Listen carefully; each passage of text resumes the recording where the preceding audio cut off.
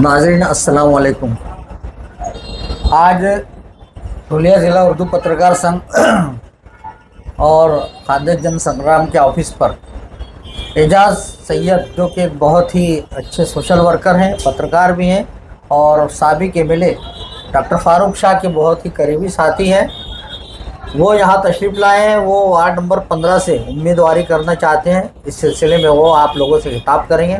मैं उनसे गुजारिश करता हूँ कि वो अपने ख़यालात का इज़हार करें। अस्सलाम वालेकुम भाइयों, दोस्तों और बुज़ुर्गों, मैं प्रभाग क्रमांक 15 से अपनी उम्मीदवारी करना चाहता हूँ। मैं पिछले 25 से 30 साल से राजकारण, समाजकारण और पत्रकारिता क्षेत्र में काम करते चला आया हूँ।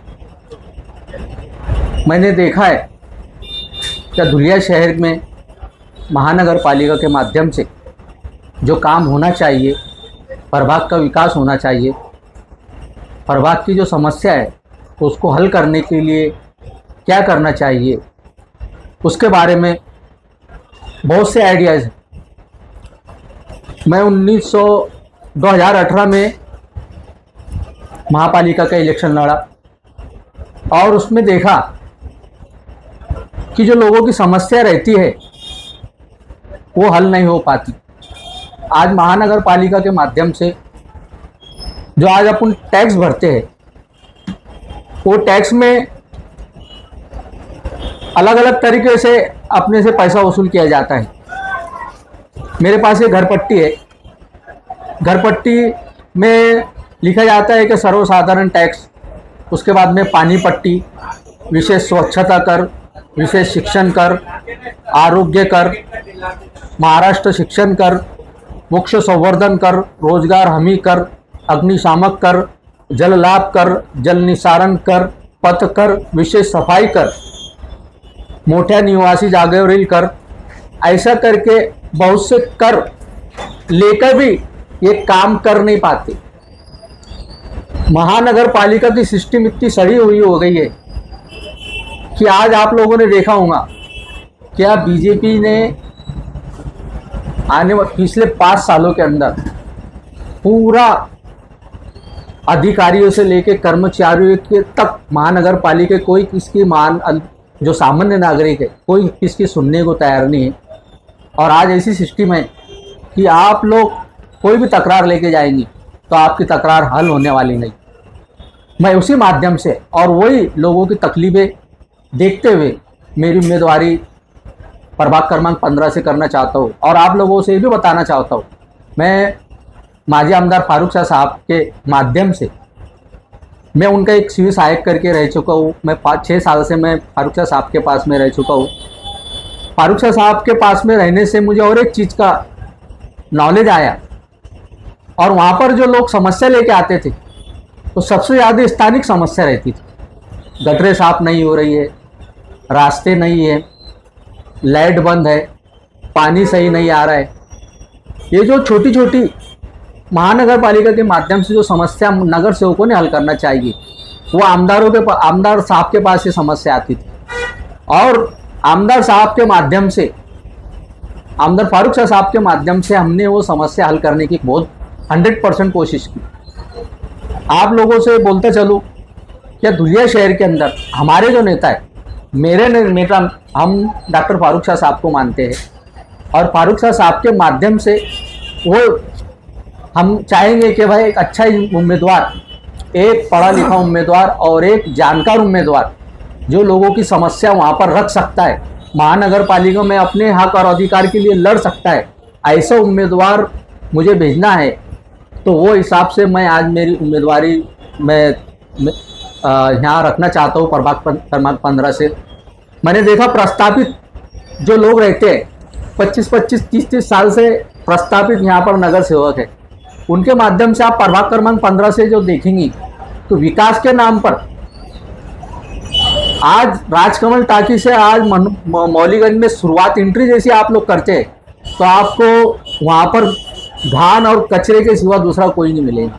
उसके बाद में शिवाजी नगर से आप एंट्री करेंगे मारुति मंदिर के पास में वहां पर भी आपका स्वागत कचरे और घान से ही होगा।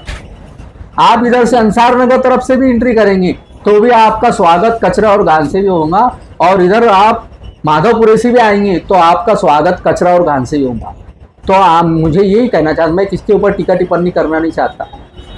हम सिर्फ काम आगे भविष्य के अंदर क्या करना चाहते हैं और अपने को क्या करना चाहिए, जो नागरिकों का हक और अधिकार है। महानगर पालिका जो अपने से टॅक्स लेती है, तो महानगर पालिका का एक अधिकार है, प्रभागातील नागरिकांचे मूलभूत अधिकार जो महानगर पालिका के है। तो प्रभाग के मूलभूत अधिकार क्या रहते हैं, लोगों को क्या चाहिए महानगर पालिका से?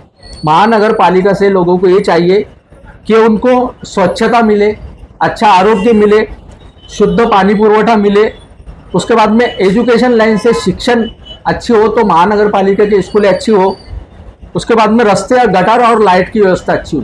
ज़्यादा नहीं, बहुत ही कम लोगों की अपेक्षाएं रहती है महानगर पालिका से। पर आज अपने नुमाइंदे जो चुन के जाते हैं वहाँ पर, सभी खराब रहते हैं ऐसे नहीं कहूँगा मैं, बहुत से लोग लड़ते भी वहाँ पर अपने कामों के लिए, लोगों के कामों के लिए। पर जो मूलभूत अधिकार है जो आप लोग चुन के देते हैं कि भाई हम ये उम्मीदवार को, कैंडिडेट को चुन के दे रहे हैं, ये हमारे हक और अधिकार के लिए वहाँ लड़ेगा, तो फिर ये अपने मूलभूत अधिकार भी क्यों नहीं अपने को मिल पाते? मेरा ये सवाल है। आज ये जो इलेक्शन है महानगर पालिका के इलेक्शन, ये महानगर पालिका का जो इलेक्शन है स्थानिक लेवल का इलेक्शन है और स्थानिक कार्यकर्ता का इलेक्शन रहता है। ये पक्ष पार्टी इसको साइड कर दिए, तो जो सही में काम करने वाले और जो जानकार है, जो सामाजिक कार्यकर्ता है, पत्रकार है, डॉक्टर है, वकील है, टीचर है, जो जानकार है, पढ़ा लिखा है, ये कोई ऐसा उसकी का वो नहीं है कि भाई पढ़ा लिखा, पर एक जानकार कैंडिडेट जो लोगों के हक और अधिकार के लिए वहाँ पर लड़ने वाला हो और महानगर पालिका के कायदे और कानून समझने वाला हो, ऐसे लोगों को महानगर पालिका के चुनाव में अच्छी तरीके से आप लोग चुन के देंगे तो आपके हक और अधिकार के लिए वहाँ लड़ेंगे। और मैं इसीलिए मेरी उम्मीदवारी कर रहा हूँ कि मैं आज 25 से 30 साल पहले पत्रकारिता भी कर चुका हूँ, आज भी पत्रकारिता करता हूँ, उसके बाद में सामाजिक काम भी है। आपको एक बताता चलो, एक छोटा सा उदाहरण, मेरा बच्चा मतिमंद है, दिमाग का कमजोर है। महानगर पालिका के माध्यम से साल में एक बार पूरे जो भी अपंग लोग हैं उनको अनुदान के तौर पे 4000 रुपये मिला जाता है। मैं आप नगर सेवकों से सवाल पूछना चाहूँगा, कितने नगर सेवकों ने जो अपंग लोग हैं उनके अनुदान उनको दिलाया होगा? आज फारूक शाह साहब के माध्यम से, आमदार फारूक शाह साहब के माध्यम से वो अनुदान दिलाने की कोशिश हमने की। जो 3 चाकी साइकिल अपंग लोगों को मिलती है उनको वहाँ पर 3 चाकी साइकिल महानगर पालिका से और वो भी फंड से, साहब के आमदार फंड से मिलाने की कोशिश हमने की। हमारा यही कहना है कि नगर सेवक ऐसा हो, जो नगर सेवक का मतलब है कि लोगों की सेवा करने वाला, मालक नहीं। चुन के आने के बाद मालक बन जा रहे और फिर उनको दम दे रहे, वो नगर सेवक नहीं। नगर सेवक जो लोगों को काम कर सके, लोगों की सेवा कर सके, ऐसा नगर सेवक। मैंने पिछले मई और जून के अंदर देखा कि पानी की इतनी खराबी हुई, और पानी की खराबी होने के बाद धुलिया शहर के अंदर कम से कम 150 से 200 लोग मरे होंगे पानी की खराबी, डायरिया की वजह से। मेरे को आज तक कोई माइका लाल नगर सेवक ये इसके बारे में आवाज़ उठाते हुआ नहीं दिखा। महानगर पालिका आमदार साहब ने उसके माध्यम से एक पत्र दिया कि धुलिया शहर के अंदर जो पानी की टाँकी है, जितने पानी की टाँकी जहाँ पर पानी पुरवठा सप्लाई होता है, ऐसे पानी पुरवठा के जो भी है उसको साफ सफाई किए जाए, उसका फिर से एक टेस्ट किया जाए, और जब पानी पुरवठा के माध्यम से लोगों की जो बीमारी हो रही है वो ख़त्म किए जाए।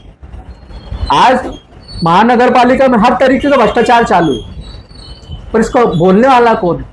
आज देखो, एजुकेशन खत्म कर दिया गया है, तुम्हारे महानगर पालिका के स्कूल बंद कर दिए जा रहे हैं, वहाँ पर बड़े बड़े मॉल, बड़े बड़े स्कूलों के तोड़कर वहाँ पर ऑफिसेज बनाए दिए जा रहे हैं, स्कूलों को दूसरे स्कूलों में डाइवर्ट किया जा रहा है, दूसरे नेता यहाँ आके वो स्कूलों की ज़मीन पे कब्जा कर ले रहे हैं। तो मेरा कहने का मतलब यही है कि जो अपने मूलभूत अधिकार है और मूलभूत हक है, जो पब्लिक और लोगों के हक और अधिकार है महानगर पालिका के माध्यम से, वो उनको मिलना चाहिए। इसके लिए मैं मेरी उम्मीदवारी कर रहा हूँ। और मैं आपको बताता चलूँ कि आमदार फारूक शाह साहब के माध्यम से धुलिया के अंदर जो आज बोल रहे हैं कि अतिक्रमण नियमाकुल होना चाहिए। अतिक्रमण नियमा